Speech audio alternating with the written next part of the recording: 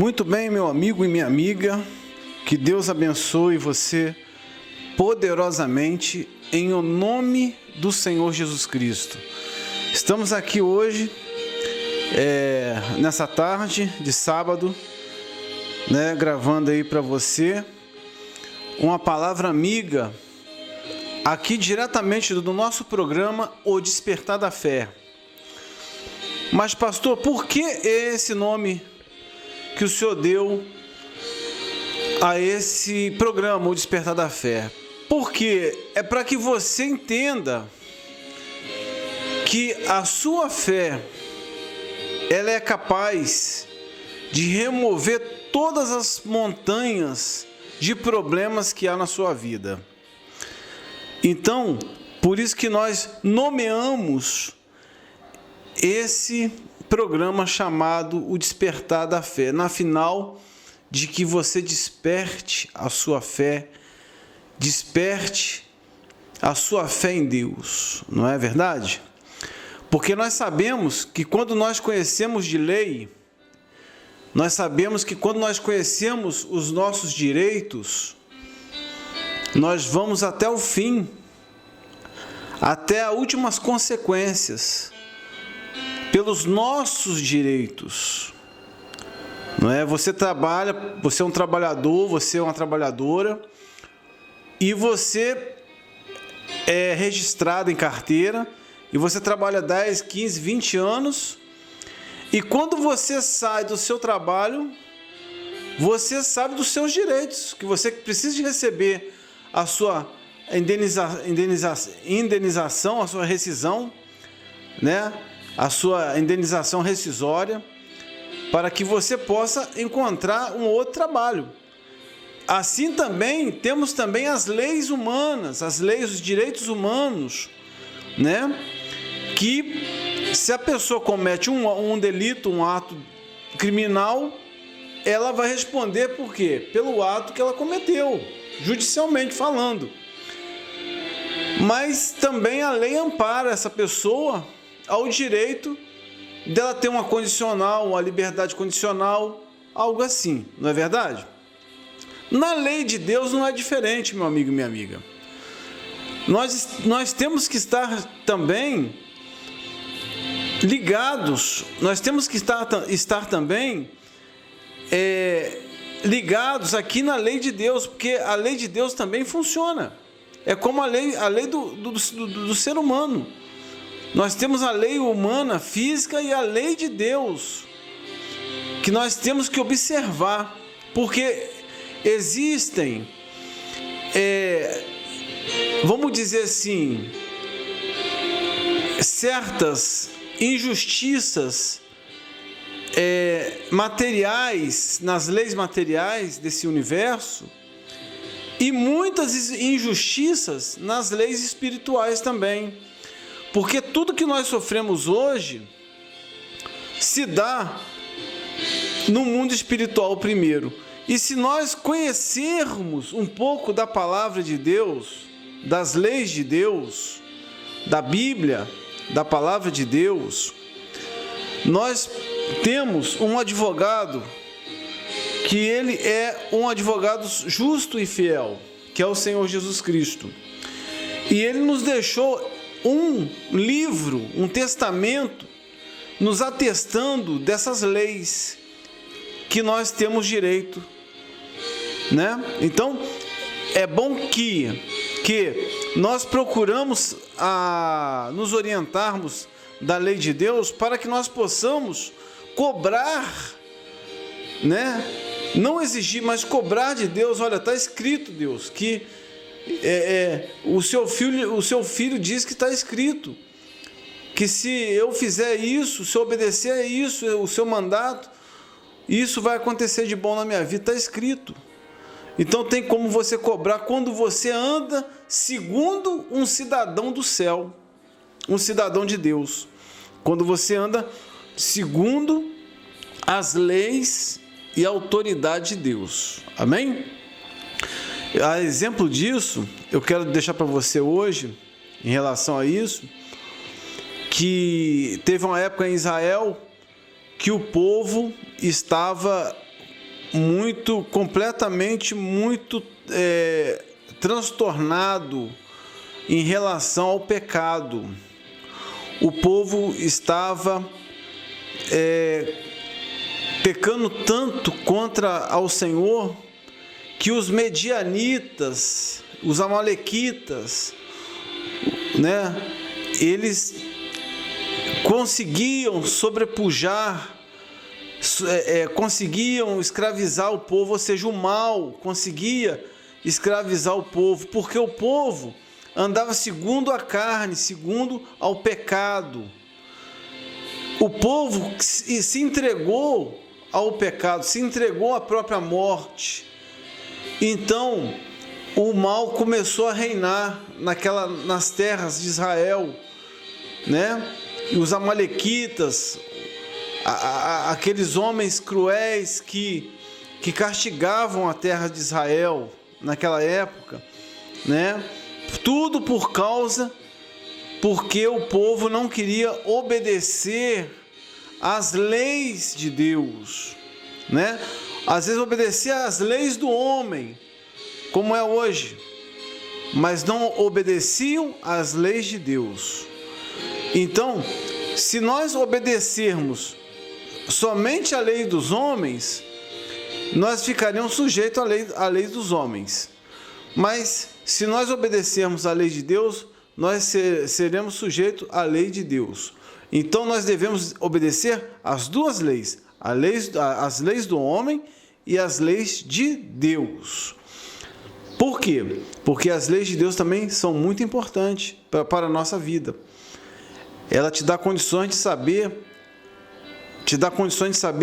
do direito que você tem.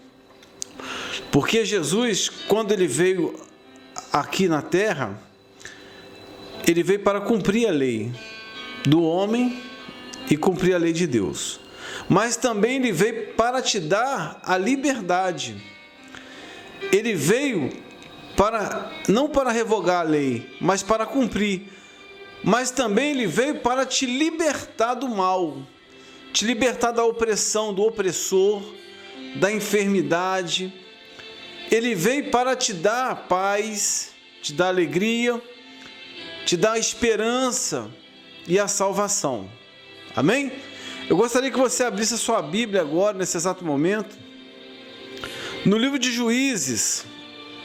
Vamos abrir a nossa Bíblia no livro de Juízes, que eu quero falar um pouco sobre um homem chamado Gideão, que ele era um homem valente para aquela época, e ele era um homem que obedecia às leis do Senhor, obedecia às leis de Deus, né? Enquanto o povo estava pecando, o povo estava andando de uma forma contrária às leis de Deus. Gideão estava cumprindo as leis de Deus. Então, Deus, ele viu que Gideão era o único homem que ele poderia contar para poder livrar Israel dos medianitas e dos amalequitas, ou seja, livrar o povo do sofrimento. O povo estava sofrendo porque o povo estava perdido, sem direção, ou seja, o diabo, o mal, estava desestruturando, descoordenando, desvirtualizando todo o povo de Israel, a ponto de o povo plantar, e na hora da ceifa, do plantio, os amalequitas, os medianitas viam e colocavam fogo em todas as suas plantações, acabava com as plantações do povo de Israel, ou seja, a ponto do povo passar fome, do povo passar necessidade, muita miséria, a ponto de Gideão ter que malhar o trigo no lagar para sustentar o seu povo, porque nós sabemos que o lagar é um lugar de moer a uva e não o trigo. Ou seja, Gideão, ele estava fazendo um esforço tremendo para sobressair e sair daquela situação pela qual eles estavam vivendo. Talvez a sua vida esteja assim, meu amigo. Talvez você esteja assim.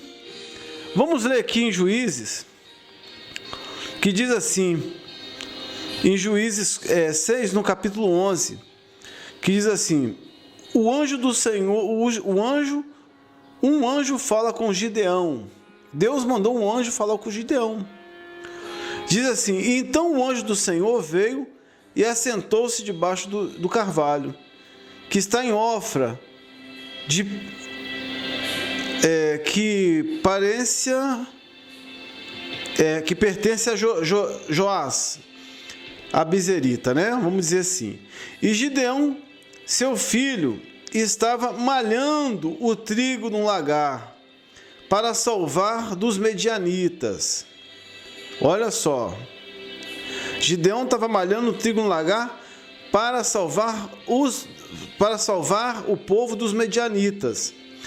Então o anjo do Senhor lhe apareceu e lhe disse: o Senhor é contigo, homem valente, ou seja, homem valoroso. Mas acontece que Gideão lhe respondeu: ai, meu Senhor, se o Senhor é conosco, por que tudo isso nos sobreveio? E o que é feito de todas as suas maravilhas, que nossos pais nos contaram, dizendo: não nos fez o Senhor subir do Egito? Porém agora o Senhor nos desamparou e nos deu nas mãos dos medianitas. Mas por que, meus irmãos, que Deus fez isso? Porque os pais de Gideão, os antepassados de Gideão, estavam obedecendo a lei de Deus, obedecendo a lei do Senhor.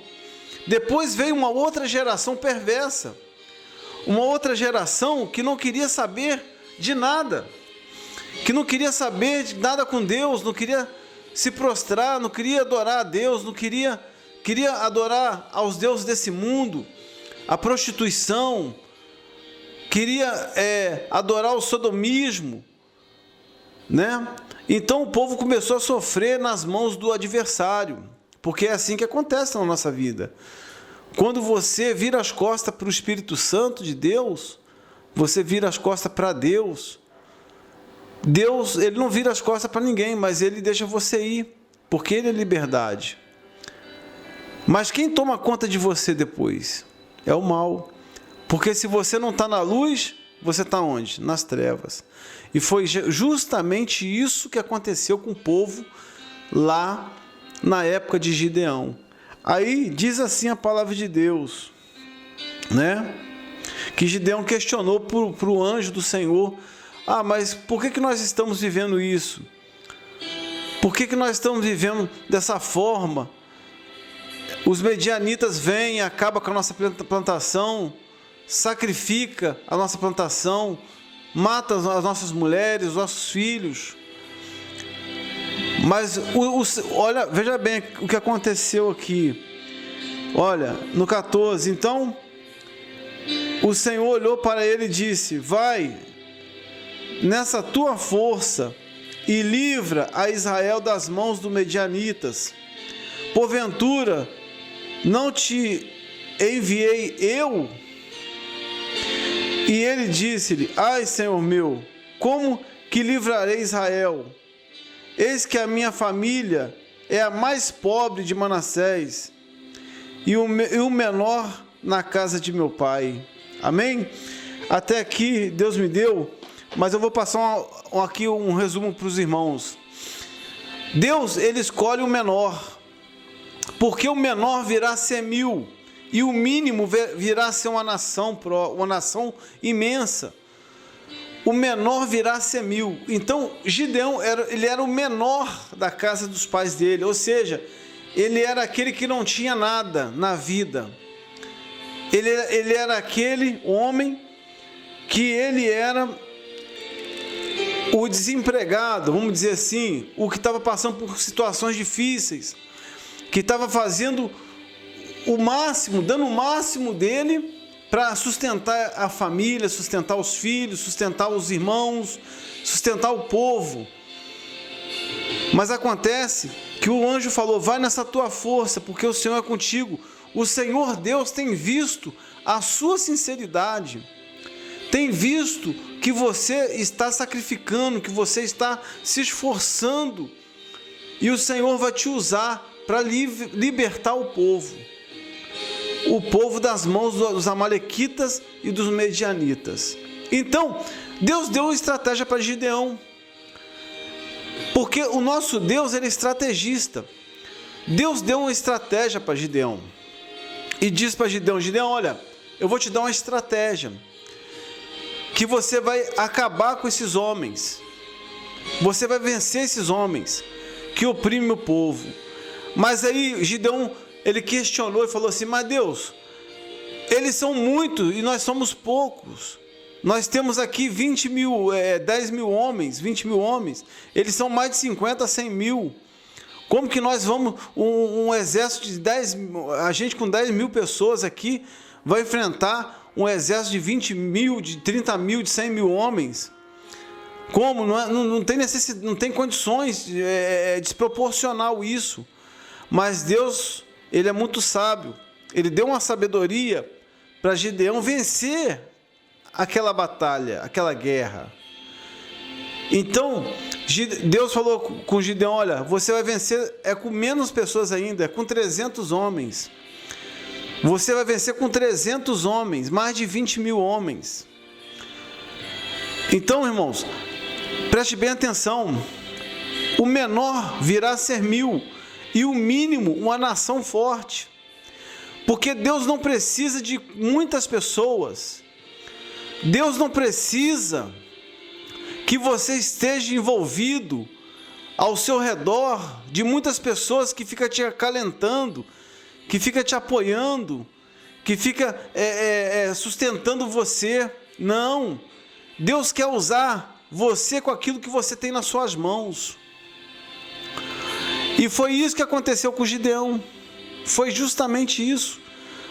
Gideão escolheu, Deus mandou Gideão escolher 300 homens.